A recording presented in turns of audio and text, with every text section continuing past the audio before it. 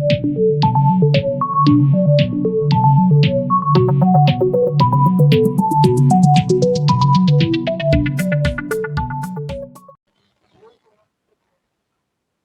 तो आज हम लोग का सैलरी का थर्ड क्लास।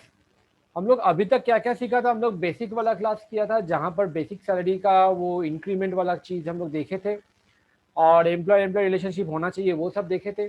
फिर हम आपको बोला था सैलरी में नॉर्मली 3 काइंड ऑफ पेमेंट मिलता है। एक आता है नॉर्मल पेमेंट जिसमें बेसिक, कमीशन, फीस वो सब आ जाता है।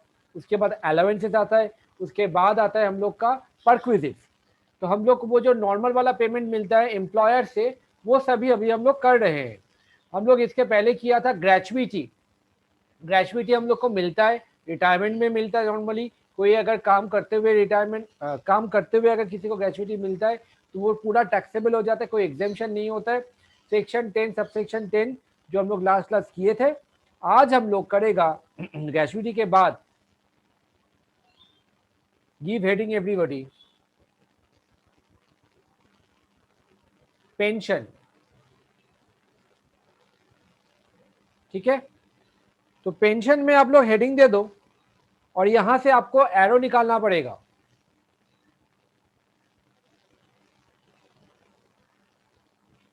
टू ब्रॉड कैटेगरीज में हम लोग बांटेंगे इसको। एक होता है अनकम्यूटेड, एक होता है कम्यूटेड। सर स्पेलिंग क्या होता है? स्पेलिंग होता है अनकम्यूटेड, कम्यू COMMUTED, और एक होता है कम्यूटेड COMMUTED, ठीक है। तो ये दो मेरा मेन पार्ट आता है कम्यूटेड एंड अनकम्यूटेड में।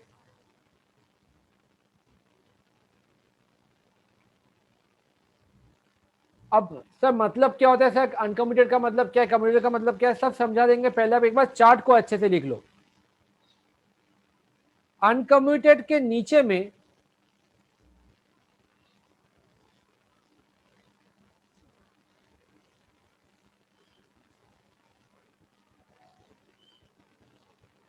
फुल्ली टैक्सेबल, कम्यूटेड के नीचे में दो part,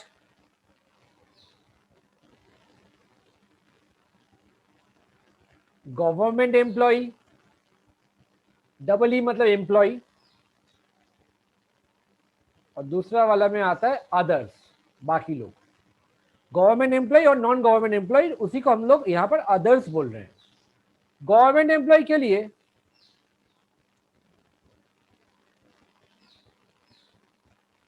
fully exempted,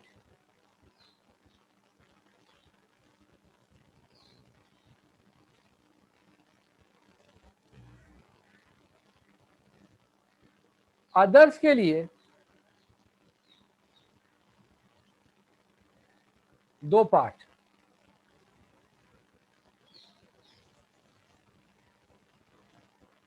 also receives होगा,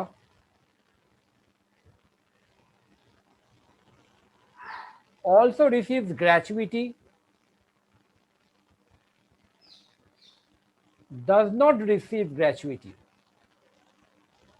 बस ये मेरा यहां पर खत्म होता है। इसके नीचे में सिर्फ एक एक लाइन लिखना है, इसके नीचे में और इसके नीचे में। बाद में लिखवा रहा है, पहले आप यहां तक कॉपी करो everybody.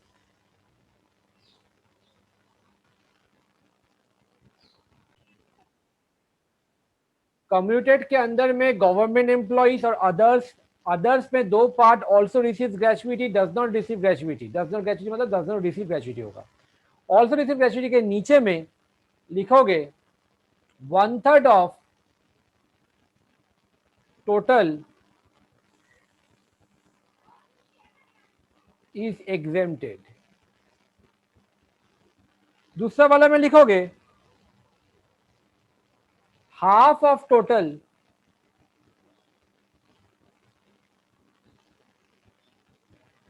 is exempted. Now I will be explaining ये होता क्या है। पेंशन होता है वो वाला पेमेंट जो रिटायरमेंट के बाद एम्प्लॉइज को मिलता है क्योंकि वो पूरा जिंदगी जब तक काम किया था 30 साल 25 साल 40 साल, वो पूरा जो अपना जॉब लाइफ किया है उसको पूरा आदत बन जाता है हर महीना उसको सैलरी मिलने का, एंड ऑन दैट बेसिस उसका स्टैंडर्ड ऑफ लिविंग भी सेट हो जाता है।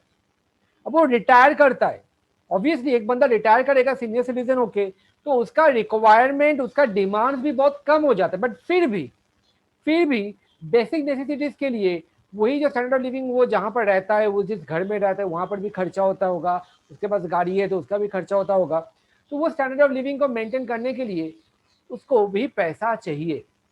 वो पेमेंट को बोला जाता है pension, which is given by the employer. But अभी क्या होता है, अभी पेंशन वाला सिस्टम बंद हो जा रहा है, day by day it is like obsolete हो जा रहा है। बट क्या हम आपको समझा रहे हैं, ये पेमेंट नॉर्मली क्या होता है बोलो, रिटायरमेंट के बाद मिलता है। अब सर ये अनकमिटेड कमिटेड का मतलब क्या होता है? आप लोगों ने सुना होगा कि रिटायरमेंट के बाद एक बार में लमसम अमाउंट 5 लाख 10 लाख रुपया किसी को मिलता है, और रिटायरमेंट हो गया उसके बाद हम आपको कुछ भी नहीं देंगे। इसको कहलाता है कम्यूटेड, वन शॉट पेमेंट, तुम्हारे साथ कंपनी का नाता खत्म।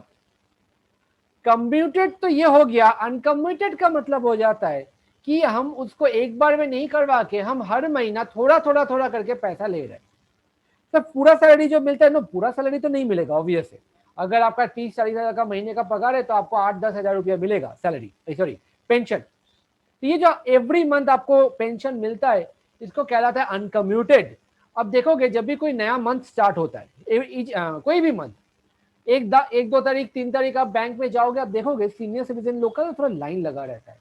क्यों? They come to the bank in order to collect their monthly pension. अब किसी का डेथ हो जाता है तो उसको जो विडो रहता है उसको वाइफ उसको मिलता है। In this way pension gets paid by the employer to the employee after retirement. तो कोई एम्प्लॉई अब उसको क्या किया, वो कंपनी छोड़ दिया, उसको पेंशन मिला, तो वो पेंशन वो बोलता है देखो हम तो नौकरी नहीं करता है इसलिए हम ये पेंशन के ऊपर टैक्स क्यों देगा। गवर्नमेंट बोलेगा ये पेंशन आपको दे कौन रहा है, ये पेंशन दे रहा है आपका अपना एम्प्लॉयर। तो मेरा तो काम नहीं है, काम नहीं है, आपने काम किया था उसके लिए ही आपको ये पैसा मिल रहा है। देयरफॉर पेंशन के ऊपर भी आपको टैक्स दिया जाएगा, और ये टैक्स कौन सा हेड में कैलकुलेशन होगा, इनकम फ्रॉम सैलरीज के अंडर में। तो what I am trying to explain कि एक बार में पैसा मिल जाने को कम्यूटेड बोलता है, और मंथली पेमेंट हो जाना मतलब अनकम्यूटेड बोलता है। Now you will tell me in the chat section कि एम्प्लॉयर का पॉइंट ऑफ व्यू के सोचो कि आप एम्प्लॉयर हो, हम आपका एम्प्लॉय है, हम रिटायर किया, तो आप मेरे को पेंशन दोगे, बिकॉज ये पेंशन देना बहुत ही कॉमन बात होता है। तो ये पेंशन आप कौन सा मेथड में प्रेफर करोगे, अनकम्यूटेड या commuted, which one is better from the employers point of view? आपको क्या लगता है, बोलो जल्दी से चैट में। रेडी? नाउ मेरे को बहुत जन बोल रहे, 90% स्टूडेंट बोला uncommuted is better for the companies point of view, and 1-2 जन बोला कम्यूटेड इज बेटर। अब सोचो कि आपने अनकम्यूटेड प्रेफर किया, आप अपना एम्प्लॉय को बोला सुनिए एक बार में हम पैसा नहीं देंगे, हम आपको मंथली पेमेंट देंगे। तो 10,000 रुपया सपोज पर मंथ है, ठीक है, तुम अपना एम्प्लॉय को देने का सोचा है, और वो एम्प्लॉय जो है ना वो पूरा साल ऑफिस में एब्सेंट होता रहता था, उसका तबीयत खराब हो रखता था, उसका तबीयत कभी ठीक नहीं होता था, फिजिकली अनफिट था, आज बुखार, कल सर्दी, कल हाथ टूट गया, कल पैर टूट गया, व्हाटएवर, कल हार्ट का प्रॉब्लम, कल ये कल वो, तो वो कभी ना कभी कोई ना कोई हर महीना में उसका एब्सेंट बहुत होता था। तो अभी वो रिटायर हुआ, वॉलंटरी रिटायर, चलो मानो खुद रिटायर हो जाता है, व्हाटएवर इट इज, आप पेंशन देने के बारे में सोचा, एंड आपने डिसीजन लिया कि आप उसको अनकम्यूटेड पेंशन दोगे। अब अनकम्यूटेड पेंशन में वो बंदा, आपको लगा कि देखो उसका तो तबीयत तो बहुत ही खराब रहता है, तो उसको हम 10,000 रुपया पर मंथ दे रहे हैं, कितना दिन जिंदा रहेगा, 2 साल, अच्छा चलो 5 साल, अच्छा चलो 10 साल। तो बंदा रिटायर हुआ था 60 ईयर्स एज में। आप मान के चला कि वो 70 साल तक जिएगा, और मैक्सिमम मानेंगे तो चलो 80 साल तक जिएगा। तो 20 ईयर्स आप हर महीना 10,000 रुपया करके उसको पे ऑफ करोगे। अगर वो 80 साल तक जिंदा रहेगा तो आपको थोड़ा खराब लगेगा, अरे बंदा तो काम किया मेरा यहाँ पर 30 या 35 साल, और उसको हम पेमेंट करेगा पेंशन 20 साल तक। बट हाँ, अमाउंट भी कम है, तो चलो चलते, क्या प्रॉब्लम है, कर देंगे। अब क्या होता है, वो जैसे रिटायर करता है वो एकदम रेस्ट लेता है, अपना बॉडी को पूरा ठीक करता है, जिम में एडमिशन लेता है, दवाई खाना स्टार्ट कर देता है, योगा करना स्टार्ट कर देता है। वो अपना लाइफ का सबसे फिटेस्ट टाइम अभी जी रहा है। 80 साल में जब उसका खबर लिया जा रहा है कि वो कैसा है, वो एकदम वो पूरा हिमालय का ट्रेकिंग में गया है, अमरनाथ में घूमने गया है। और जो एम्प्लॉयर, आप जो सोचे थे कि वो बंदा 80 साल में टपक जाएगा, आपका हालत खराब, आप हॉस्पिटलाइज हो रहे हो एवरी 2-3 महीना बाद। तो ये जो आपने सोचा था, गलत सोचा था। 90 ईयर्स तब भी वो बैंक जा रहे हैं, 100 ईयर्स तब भी वो बैंक जा रहा है, 105 साल की बोलते अभी तो उम्र हो गया है, हम बैंक नहीं जाएंगे, हम अपना पोते को भेजेंगे। पोता जा रहा है बैंक से पैसा लेके, दादाजी को पैसा देके आ रहा है, दादाजी घर में बैठे आराम से रिटायर्ड लाइफ जी रहे। नो थिंक उसका रिटायर्ड लाइफ कितना हुआ अभी तक का, 45 ईयर्स। नौकरी कितना साल किया होगा, 30-35, मतलब नौकरी से ज्यादा उसका रिटायर्ड लाइफ। तो अगर आप मंथली वाले में जाओगे, कोई गारंटी है कि वो बंदा मरेगा? नो। हाँ सब मार देंगे, वो अलग बात है। तो आप ये रिस्क में कभी नहीं जाना कि आप उसको पेमेंट करते जाओगे। देखो आज आपका बिजनेस अच्छा चल रहा है तो आपने उसको पेंशन देने का सोचा 10,000 रुपया। आज से 5 साल, 10 साल, 15 साल बाद आपका कंपनी अगर अच्छा नहीं चलता है, तब आपको वो पैसा देने में दिक्कत हो जाएगा। इसलिए फ्यूचर का बारे में कोई नहीं देखा है, जो करना है आज सेटल करो। इसीलिए अनकम्यूटेड पेंशन का कॉन्सेप्ट बंद हो जा रहा है, जो भी हो रहा है वो सब कम्यूटेड पेंशन हो रहा है। Getting me? मतलब रिटायर हुआ, पैसा लो, भूलो जाओ, तुम्हारे साथ मेरा कोई कांटेक्ट नहीं है, बस। समझे बात?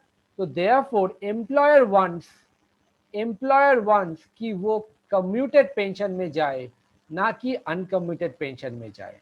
और इवन गवर्नमेंट भी यही ख्याल रखता है, गवर्नमेंट भी यही सोचता है कि yes, everyone should go for commuted pension.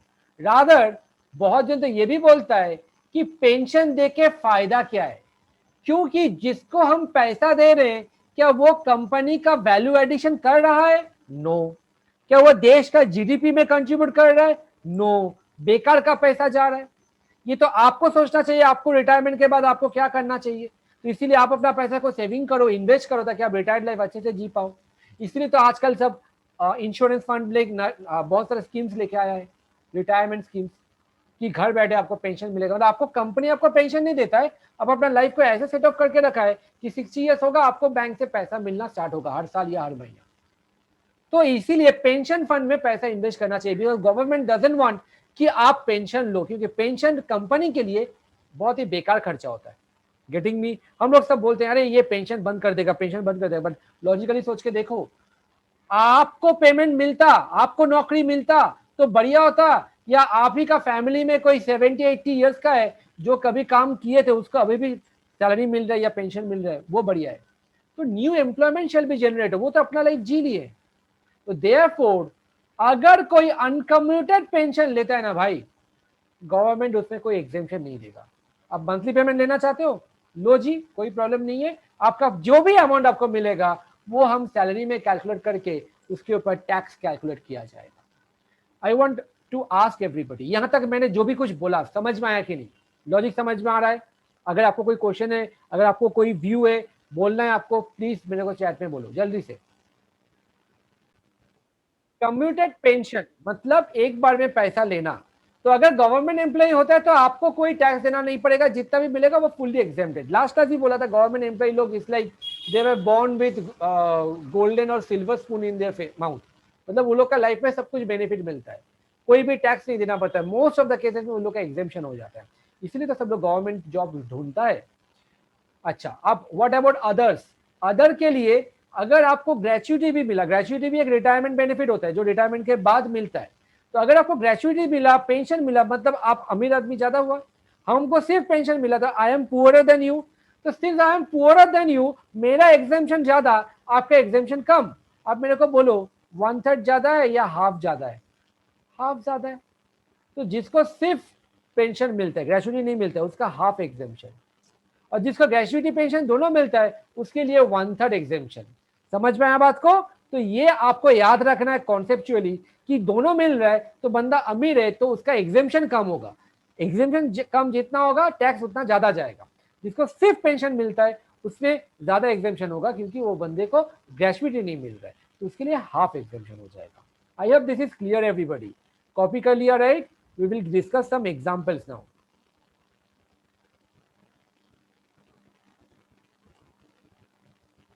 लिखो, mister x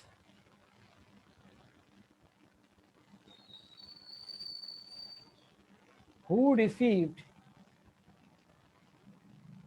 gratuity also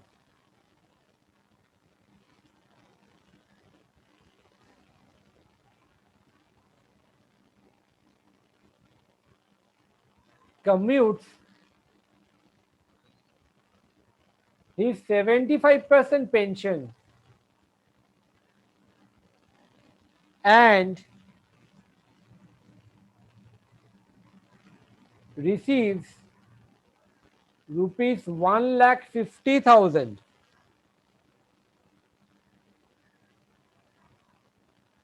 Calculate his taxable commuted pension.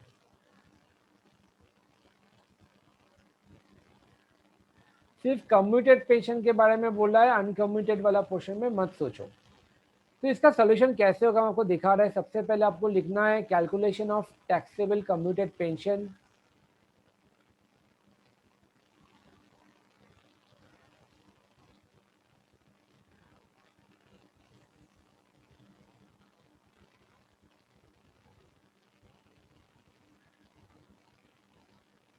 Pension received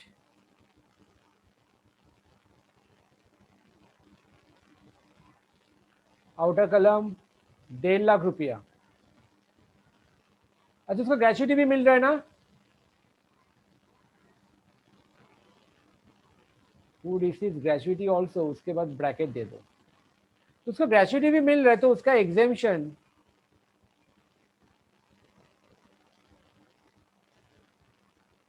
less exemption 1/3 of total pension बोला है। टोटल पेंशन मतलब 1.5 लाख रुपया आपको मिला है, दैट इज 75%। अगर वो 100% कम्यूट करता तो कितना होता? 1.5 लाख रुपया इज इक्विवेलेंट टू 75%, तो 100% के लिए कितना होगा? 2 लाख का 1/3 राइट, 66,667। जिसको समझ में नहीं आया I will be explaining again, don't worry. 83,333 is your taxable pension।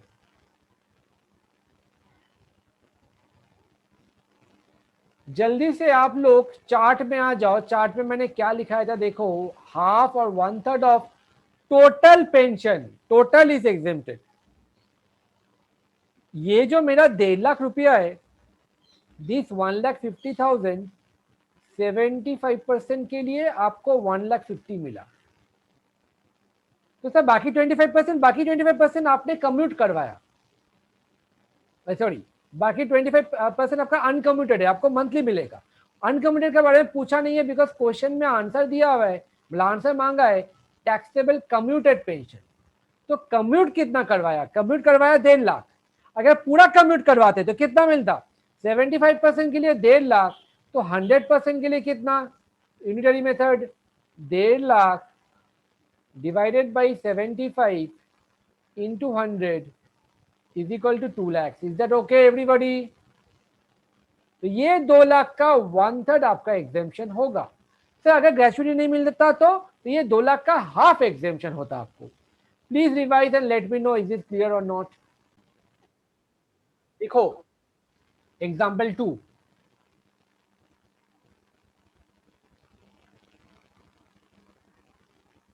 Mr. R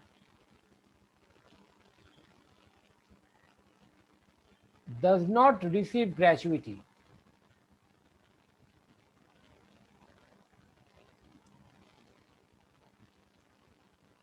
Received pension of rupees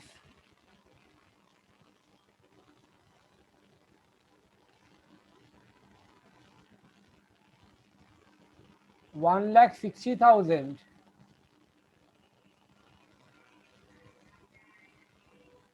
being 80% commuted.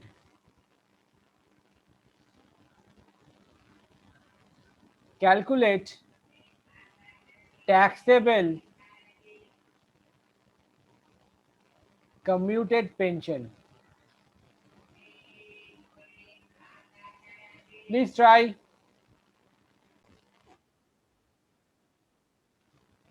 Solution में amount received या पेंशन रिसीव भी लिख सकते हो. 1,60,000 ये 80% कम्यूट करवा के आया है. Less exemption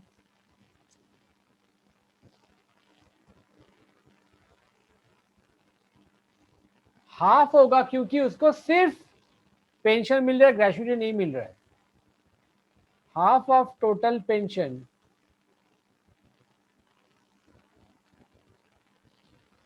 is equal to half into 1,60,000 आपका टोटल है. सॉरी 1,60,000 आपका कम्यूटेड है, दैट इज 80%. तो 100% के लिए कितना होगा?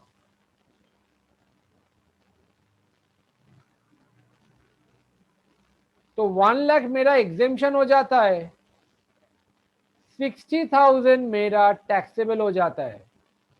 सिर्फ एक ही जन करेक्ट किया, वो है Deep. Very good. Everybody understood? देखो from the following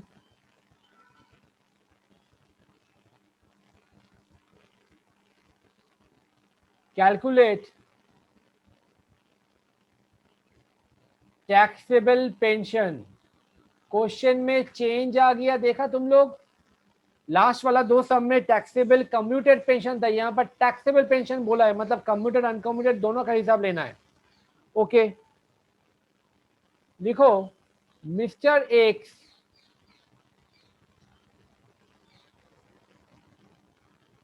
received a pension of rupees 5,000 per month.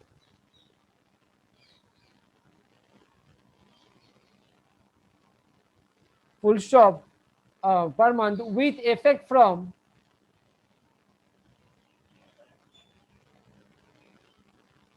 1/7/2020. मतलब एक साथ 2020 में वो रिटायर किया तो वहां के उसको पेंशन मिलना स्टार्ट मंथ पर मंथ. ठीक है. Next he commuted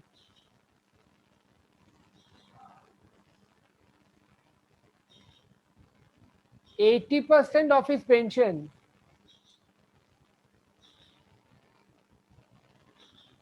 and received rupees 2 lakh as on 1/11/2020. He also received gratuity.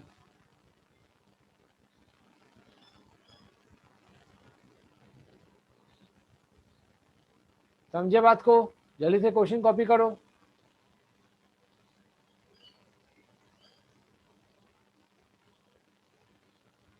क्या बोला है क्वेश्चन में? उसको पर महीना 5,000 करके पेंशन मिला जब से वो रिटायर किया. रिटायर कब किया? 1/7/20 विथ इफेक्ट. तो 1/7/2020 से उसको मंथली पेमेंट मिलेगा। मंथली मतलब अनकम्यूटेड, और अनकम्यूटेड में कोई एग्जेम्पशन नहीं है। Okay, he commuted 80% of his pension, मतलब 5 के 80% वो कम्यूट करवा दिया, तो अनकम्यूटेड अभी भी कितना है? 20%। वो आपको मिला कब तक? ये साल खत्म होने तक। ये साल कब तक? मार्च तक। हम लोग को तो 20-21 से करना है। तो let us calculate.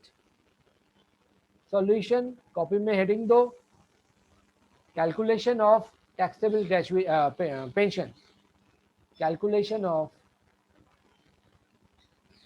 Taxable pension.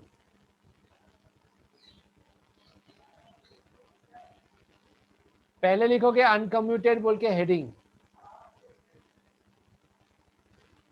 Uncommuted दो पार्ट में मिला। एक तो मिला उसको 1/7/2020 से 31 अक्टूबर 2020 तक, क्योंकि उसके बाद वो कुछ पोर्शन कम्यूट करवा लेता है। तो 7, 8, 9, 10 4 महीना 5,000 करके 20,000 उसको जो मिला, इसमें कोई एग्जेम्पशन नहीं है। उसके बाद 1/11/2020 से 31 मार्च 2021 80% कम्यूट करवा लिया, तो रिमेनिंग कितना है? 20%। 5,000 का 20% for how many months? November, December, January, February, March, 5 months. 5,000 ये पूरा उसका कम्यूटेड पेंशन हुआ 25,000 का, नो एग्जम्पशन। अब आता है हम लोग का commuted pension.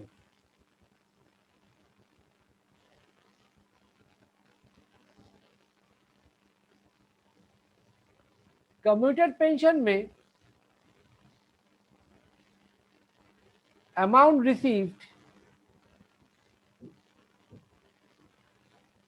2 lakh less gratuity मिला, हाँ से मिला, तो लेस एग्जेम्पशन 1/3 होगा।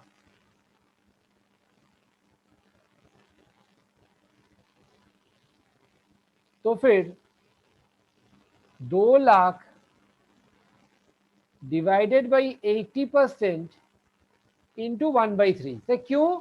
बिकॉज हमको टोटल पेंशन निकालना है कि अगर फुल एग्जेम्पशन होता, फुल अगर हम लोग कमीशन करता तो कितना होता। तो 2 lakh divided by 80% divided by 3, 83,333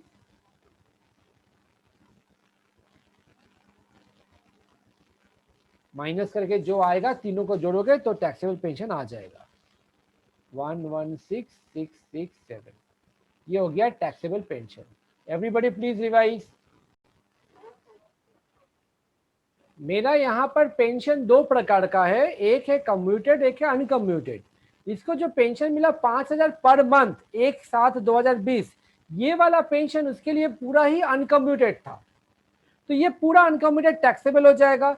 लेकिन उसने क्या किया, उसने नवंबर का महीना में कुछ पैसा उसको कम्यूट करवा लिया, तो नवंबर के पहले तक जो भी पैसा उसको मिला मंथली पेमेंट, वो मेरा अनकम्यूटेड था, और अनकम्यूटेड फुल्ली टैक्सेबल होगा। तो 5,000 इंटू 7, 8, 9, 10 4 महीना 20,000 रुपया फुल्ली टैक्सेबल हो गया, नो एग्जेम्पशन। इसके बाद जो उसको नवंबर से मिला, वो उसने क्या किया, कुछ परसेंटेज कम्यूटेड किया, कुछ परसेंटेज अनकम्यूटेड किया। अनकम्यूटेड कितना है? कम्यूटेड अगर 80% है तो अनकम्यूटेड 20% है। तो 5,000 का 20% अभी भी वो मंथली पेमेंट ले रहा है। मतलब नवंबर से उसको दोनों मिला, एक कम्यूटेड और एक अनकम्यूटेड। कम्यूटेड तो एक बार में मिल गया, और अनकम्यूटेड अभी 1,000 रुपया करके पूरा जीवन मिलेगा, जब तक वो मर ना जाए, नंबर 1। नंबर 2, जब तक वो बाकी का 20% भी कम्यूट ना कर ले। तो हम लोग का तो पूरा जिंदगी भर को करना नहीं है कैलकुलेशन, हमको साल का एंड तक करना है। साल मार्च में खत्म हो जाएगा, तो नवंबर से मार्च मेरे को फुल्ली टैक्सेबल होगा 1,000 रुपीज करके। 5,000 का 20% 1,000 रुपीज, 5 महीना नवंबर से लेके मार्च तक। ये हो गया मेरा अनकम्यूटेड पेंशन।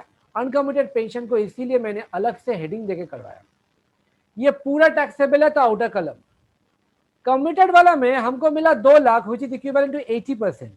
अगर पूरा 100% करते, क्योंकि हम लोग का जो 1/3 एग्जेम्पशन होगा या हाफ एग्जेम्पशन होगा, वो टोटल पेंशन के ऊपर होता है, तो अगर 100% कम्यूट करवाते तो कितना मिलता, 2 लाख बाई 80%, 2.5 लाख, 2.5 लाख का 1/3, 83,333 एग्जेम्पशन होगा, बाकी टैक्सेबल। तो ये टोटल करोगे 141,667 is your taxable pension. Understood everybody?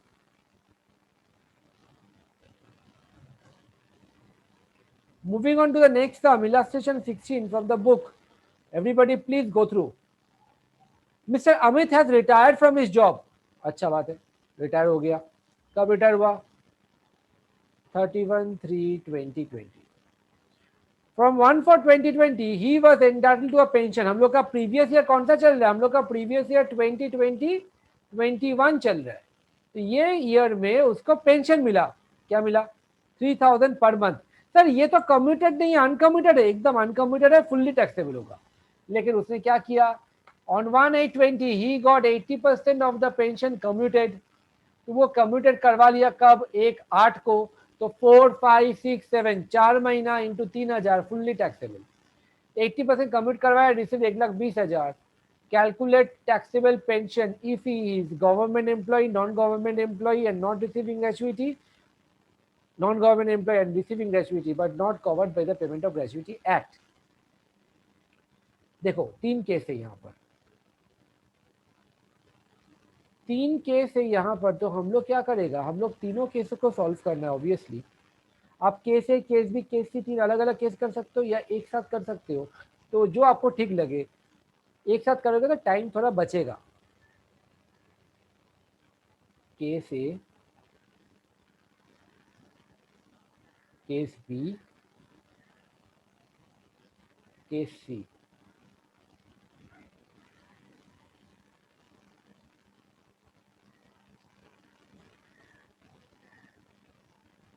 Uncommuted pension,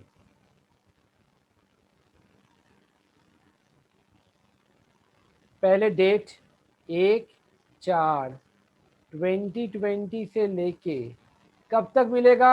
1/8 तक, क्योंकि 1/8 से अमाउंट चेंज हो जाएगा। तो 31/7/2020 3,000 इंटू 4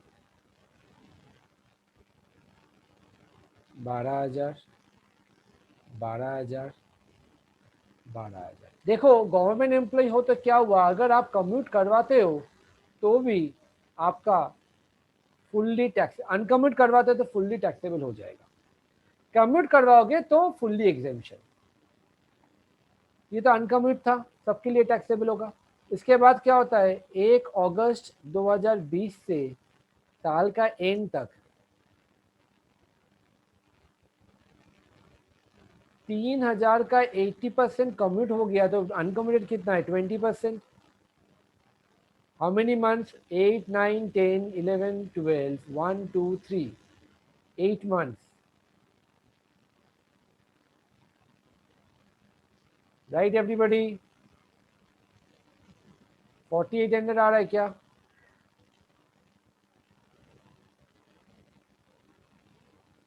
यहां तक जल्दी से कर लो।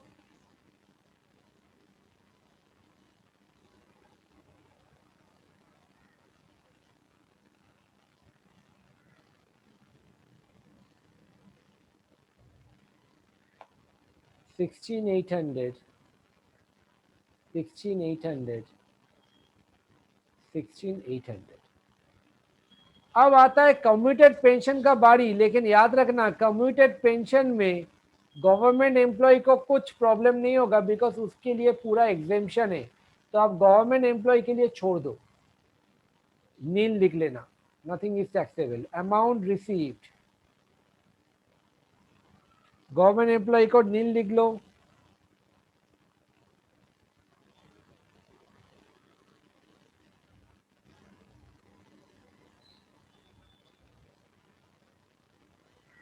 अच्छा एक काम करता है, कम्यूटेड पेंशन को हम लोग अगर, ठीक है यहीं पर कर लेता है। केस बी में बोलते हैं non government not receiving gratuity, तो कितना एग्जेम्पशन होगा? एग्जेम्पशन होगा 1/3, सॉरी हाफ। ग्रेचुइटी मिलेगा तो 1/3। केस सी में गवर्नमेंट नॉन गवर्नमेंट एम्प्लॉय और रिसीविंग ग्रेचुइटी तो 1/3 exemption. Sir not covered under gratuity act, not covered हो या कवर्ड अंडर ग्रेचुइटी एक्ट हो, वो पेंशन में कोई काम नहीं है। Covered under gratuity act, not covered under gratuity act comes under gratuity only, pension में उसका कोई काम नहीं। तो ये वाला फिगर्स, ये वाला लाइन एकदम ही बेकार दिया हुआ है, कोई काम का नहीं है, ठीक है। This is important.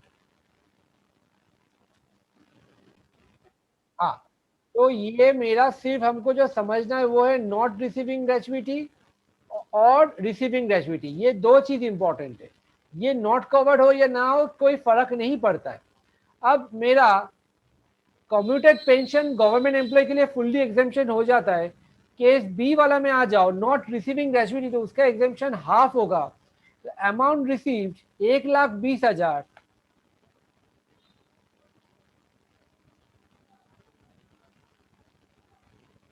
Less exemption,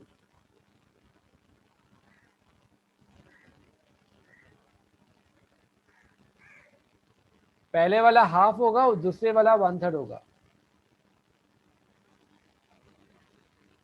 half of total pension,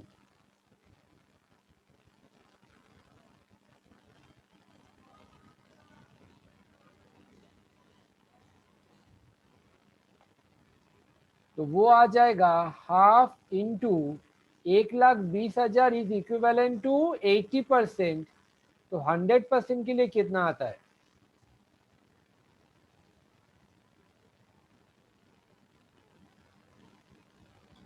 75,000 आ रहा है, ब्रैकेट में डाला 75,000। और दूसरे वाले के लिए 1/3 of total pension,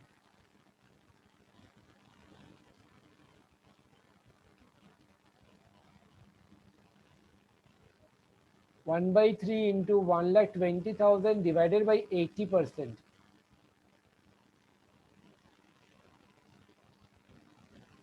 50,000।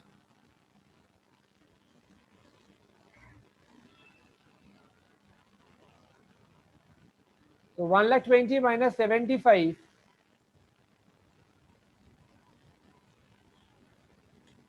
45,000, 1,20,000 minus 50,000 is equal to 70,000 और इसका नील। तो ये हो गया ए, ये हो गया बी। लास्ट में लिखो टोटल टैक्सेबल पेंशन ए प्लस बी, कितना था इसका? 16,800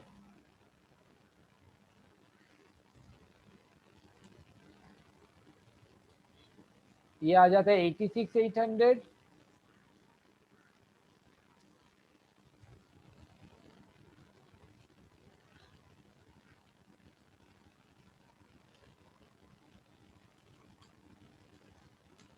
61,800।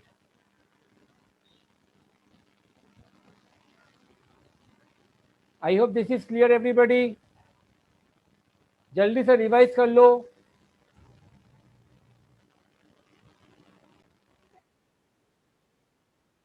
Give heading in your copy. Pension हो जाता है, ग्रेचुइटी हो जाता है, 2-3 आइटम छोटा छोटा चीजें, दोज आर नॉट रिलेवेंट, इसीलिए उसको हम लोग लास्ट में करेगा। We will start with allowances.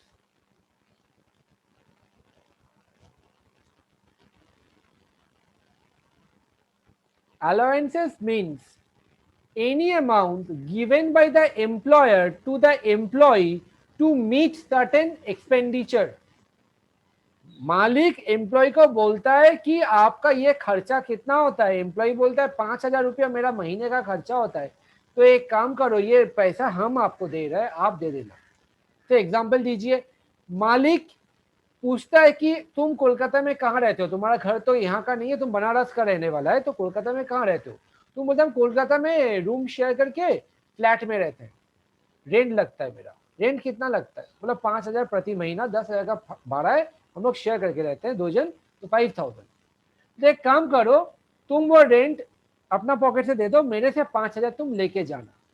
This is known as house rent allowance. क्या बोलता है? HRA, house rent allowance. फिर होता है कि तुमको खाने का खर्चा होता है, यहाँ पर आना पड़ता है, यहाँ पर कोई फैमिली नहीं है, तुमको टिफिन लाने में दिक्कत होता है, तो तुम टिफिन खरीद के खाता है, तो ये पैसा भी हम आपको दे देगा, टिफिन अलाउंस। कोई आपका यूनिफॉर्म होता है, जैसे कुछ कुछ जॉब्स में खाकी वर्दी पहना पड़ता है, तो वो यूनिफॉर्म्स उसको मेंटेन करने में काफी खर्चा होता है, और एक ही यूनिफॉर्म रहने से नहीं चलेगा, आपको एटलीस्ट 2-3 सेट ऑफ यूनिफॉर्म रहता है, ताकि कभी वो गीला हो जाए, कभी क्या बोलते हैं, डर्टी हो जाए या फट जाए, तो आपके पास रिप्लेसमेंट होना चाहिए। ऑफिस तो आपको जाना ही है ना, तो वो यूनिफॉर्म का मेंटेनेंस, वो यूनिफॉर्म को लॉन्ड्री में भेजना, वॉशिंग का खर्चा, ये सब खर्चा भी मालिक कभी कभार दे देता है, जिसको बोला जाता है यूनिफॉर्म अलाउंस। बच्चा लोग का पढ़ाई का खर्चा मीट करने के लिए भी पैसा दिया जाता है, जिसको बोला जाता है children education allowance. Try to understand, मालिक आपको पैसा आपका अकाउंट में दे देगा, आप खर्चा करो। वो नहीं पूछेगा कि आप स्कूल के साथ मेरा कांटेक्ट करवा दो, हम आपको स्कूल में पैसा भेजवा देगा। नो, आपको प्रूफ दिखाना पड़ेगा ऑब्वियसली कि ये स्कूल का मेरा फीस बुक है, या ये मेरा यूनिफॉर्म का बिल्स है, या मेरा टिफिन का इतना खर्चा लगता है, तो वो बिल आप दिखाओगे, उस हिसाब से वो आपको पैसा दे देता है। यही चीज हाउस एंड अलाउंस में, जैसे कि आपको रेंट का जो रिसीट होता है वो दिखाना पड़ता है, तो आपको हाउस रेंट मिल जाता है। अगर यही चीज मालिक बोलता है आप बेकार में भाड़े में क्यों रह रहे हो, पैसा तो हम ही दे रहे, एक काम करो, मेरा एक घर है वो खाली पड़ा हुआ है, आप वहां रहो, सर पैसा पैसा का क्या प्रॉब्लम है, हम दे देगा, वो मेरा ही तो घर है, आपको देना नहीं है। तो दिस इज कॉल्ड परक्विजिट, जब आपको बेनिफिट दिया जाएगा जहां पर कैश मालिक आपको नहीं देगा, रादर मालिक खुद बियर करेगा, उसको परक्विजिट कहलाता है, जो हम लोग बाद में करेंगे। ठीक है, तो अलाउंसेस कितना प्रकार का है, बहुत सारा अलाउंसेस है, हम लोग कैटेगरी वाइज करेगा। एक होता है जनरल अलाउंस, जो इंपॉर्टेंट होता है, HRA चिल्ड्रन एजुकेशन, जिसको हम लोग अलग अलग टॉपिक के हिसाब से पढ़ेंगे। और एक कैटेगरी का अलाउंस है जो आज हम लोग करने वाला है, जिसका नाम होता है कि ये अलाउंस टैक्सेबल होगा। ऑब्वियसली टैक्सेबल होगा, क्यों होगा? क्योंकि सोचो, मालिक आपको पैसा दे रहा है, तो ये आपका सैलरी जैसे ही हो गया। ये पैसा अगर आप नहीं लेता है, तो आपका क्या होता है, आपका सैलरी बढ़ जाएगा, कैश बढ़ जाएगा। तो instead of taking cash in terms of salary, आप बोलोगे कि आप ये मेरा खर्चा बियर कर लीजिए। तो इसीलिए अलाउंसेस आर ऑल्सो टैक्सेबल। तो देयर आर सर्टेन अलाउंसेस, लिखो कॉपी में, the following allowances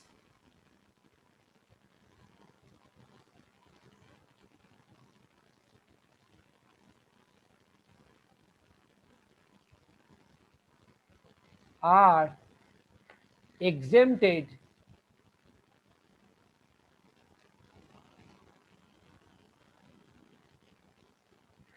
depending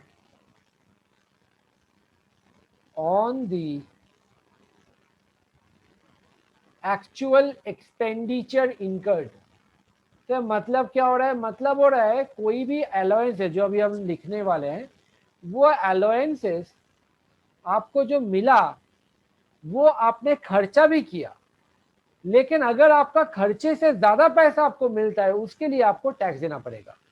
are exempted depending on the actual expenditure incurred. मानो आपको कोई खर्चा दिया, यूनिफॉर्म का खर्चे के लिए आपको पैसा दिया गया, आपने क्या किया, आप जानबूझ के यूनिफॉर्म का खर्चे के लिए आपने मालिक से 5000 रुपया मंथली लेते हो, जबकि ना आप घर में उसको वॉशिंग करते हो। तो खर्चा हुआ 2000, पैसा लिया 5000, तो 2000 तक एग्जेम्पशन मिलेगा। एक्स्ट्रा जो पैसा आपने लिया है वो 3000 रुपया आपका टैक्सेबल हो जाएगा। मालिक को कोई फर्क नहीं पड़ता है, मालिक देखा कि एम्प्लॉय मांग रहा है, चलो दे देता है, वो बंदा काम कर लेगा, दखल अंदाजी करेगा यहाँ पर इनकम टैक्स डिपार्टमेंट। वो बोलेगा कि आपने ये पैसा लिया, बोला हाँ लिया, प्रूफ दिख रहा है, 5000 आपका अकाउंट में आया है पैसा, आपका सैलरी शीट में रिसीट में पूरा लिखा हुआ रहता है कि ये सब पैसा आपको मिला है। तो इनकम टैक्स डिपार्टमेंट अगर आपसे मांग लिया कि आपका लॉन्ड्री का बिल दिखाइए या लॉन्ड्री में लेके जाइए या फोन नंबर दीजिए, हम बात करेंगे कि एक यूनिफॉर्म को वॉशिंग करने में कितना खर्चा होता है, तो वो बंदा खबर लेगा, क्या बोलता है, इनकम टैक्स डिपार्टमेंट खबर लेता है कि आपका महीने का 3,000 के ज्यादा बिल नहीं होता है और आप 5,000 रुपया करके ले रहे हो। तो आप बोलते हो बॉस को जाके बोल दो मेरे को कोई फर्क नहीं पड़ने वाला है, बॉस को सब पता है, बॉस मेरे चाहता है कि मेरे को बेनिफिट मिले इसलिए मेरे को पैसा दे रहे हैं, हम बॉस का बहुत काम करता है। आप आपको पता होगा तो क्या फर्क होगा, कुछ नहीं होगा। इनकम टैक्स डिपार्टमेंट बोलेगा आई नो कि बॉस आपको जानबूझ के ज्यादा पैसा दे रहा है, बट जो एक्स्ट्रा पैसा आपको मिलेगा उसके ऊपर आपको टैक्स देना पड़ेगा, that will be calculated as your salary, income from salary. वही चीज यहाँ पर बोला है। तो कौन सा अलाउंसेस में आपका एक्सपेंडिचर तक का बेनिफिट मिलेगा, उसके ऊपर का मिलेगा तो टैक्सेबल होगा, वो हम आपको अभी लिखा रहे हैं। पॉइंट नंबर ए में लिखो डेली अलाउंस।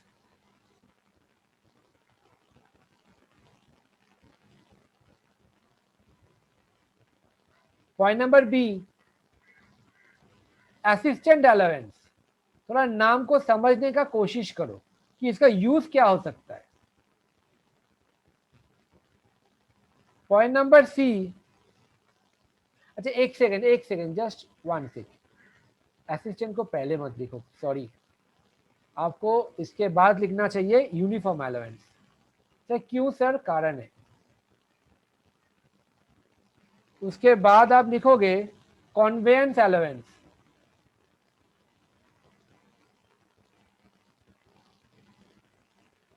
उसके बाद आप लिखोगे ट्रैवल और transfer allowance.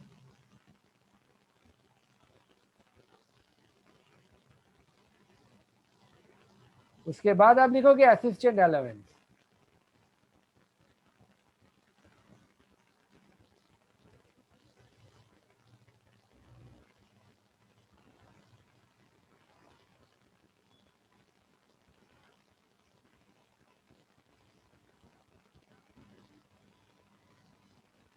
Next professional development allowance.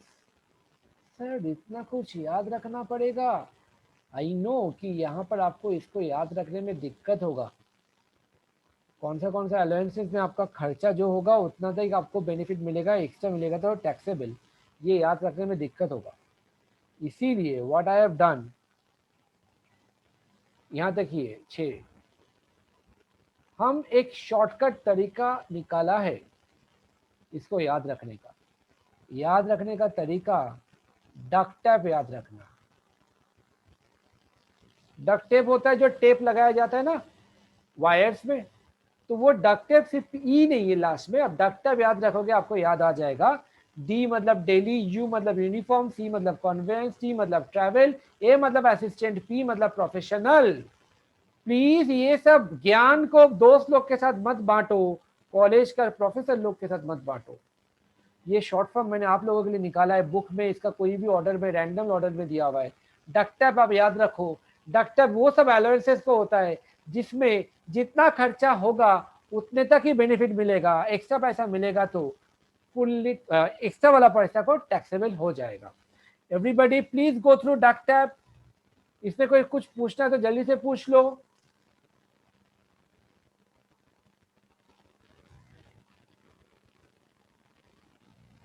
Understood. आपको सिर्फ एक बार में याद रखना है कि कौन सा अलाउंसेस में मेरा जितना पैसा मिला, जितना खर्चा हुआ वो एग्जेम्पशन होगा, उसके लिए डक्टर। अब daily allowance, daily day to day needs के लिए। Uniform allowance, you know conveyance मतलब ऑफिस से घर, घर से ऑफिस, वो सब काम के लिए आपका जो गाड़ी भाड़ा होता है वो अलाउंस। ट्रैवल अलाउंस मतलब ऑफिस का काम के लिए बाहर जाना या कहीं पर आप ट्रांसफर हो गए वहाँ पर होटल का खर्चा, फूडिंग का खर्चा, वो सब आपको रीइंबर्स हो जाएगा। आप अगर बिल रखोगे ना, जितना तक खर्चा हुआ उतने तक आपको एग्जेम्पशन मिलेगा। इसीलिए हम लोग क्या करते हैं, हम लोग बिल रखते उतना ही पैसा कलेक्शन करते, एक्स्ट्रा पैसा कलेक्शन नहीं करते कि एक्स्ट्रा पैसा कलेक्शन करेगा तो मेरा टैक्स बढ़ जाएगा। समझ में आया बात को। असिस्टेंट अलाउंस, बहुत जन का ऑफिस में क्या होता है, काम करने के लिए वो लोग का असिस्टेंट रखा जाता है। बॉस बोलता है कि आप असिस्टेंट को रख लीजिए, असिस्टेंट को पगार आप दे दीजिए, जो भी खर्चा होता है मेरे से ले लीजिएगा। तो वो असिस्टेंट को मीट करने के लिए जो भी खर्चा होता है वो बॉस दे रहा है, तो जितना खर्चा हुआ उतना पैसा लिया तो वो एग्जेम्प्टेड, एक्स्ट्रा पैसा ले लिया तो वो टैक्सेबल। और लास्ट में प्रोफेशनल डेवलपमेंट अलाउंस, ये बहुत ही इंपॉर्टेंट होता है आज का ज़माने में। बहुत जगह में ऑफिस में सब नौकरी में घुसता है, उसके बाद प्रमोशन के लिए कोई दूसरा कोर्सेज करता है। जैसे कि ग्रेजुएशन के बाद बहुत जन सोचते हैं कि जॉब में घुसेगा, जॉब कर लेता है, जॉब में घुसने के बाद उसको लगता है कि अरे यार एक प्रोफेशनल डिग्री होना बहुत ज़रूरी है, तब जाके वो लोग सीए या सीएमए कोर्स में एडमिशन लेता है। तो वो जो कोर्स में खर्चा होता है ना, उसका पैसा भी बॉस कभी कभार आपको दे देता है। उसको कहलाता है प्रोफेशनल डेवलपमेंट, अपने आप को ट्रेनिंग देना जॉब लगने के बाद। वो खर्चा भी आपका जितना तक खर्चा हुआ उतने तक का अलाउंस एग्जेम्पशन होगा। एक्स्ट्रा पैसा मिला तब तो आपका खर्चा हुआ 50,000 रुपया, अपने 60,000 रुपीज लिया बॉस से, 10,000 will be taxable. Got it everyone? That's all for today. Next class allowances का बहुत इंपॉर्टेंट क्लास होगा, house rent allowance. Please do not miss. Thank you everybody, bye bye.